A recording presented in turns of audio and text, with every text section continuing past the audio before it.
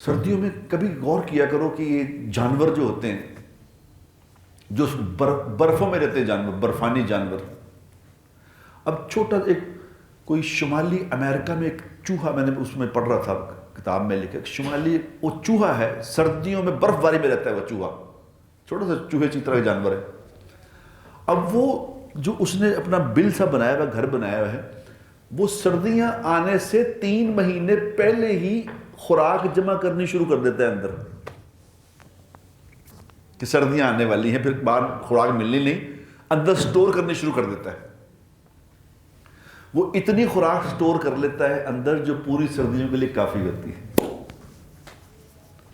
اب یہ کون دیتا ہے سمجھ اس کو یہ عقل کون دیتا ہے؟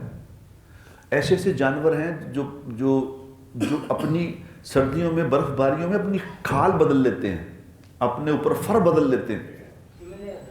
یہ وہ تھوڑی بدلتے ہیں، اللہ ایک سمجھ دیتے ہیں، اللہ ایک عقل دیتے ہیں کہ اس میں کیا کرنا ہے، اس میں کیا کر رہے ہیں. کیا اللہ کی ذات میں غور کرنا، اللہ کی چیزوں میں مخلوقات میں غور کرنا کہ کیسی بنائی ہے اللہ نے، یہ اللہ تک پہنچنے کا ذریعہ ہے.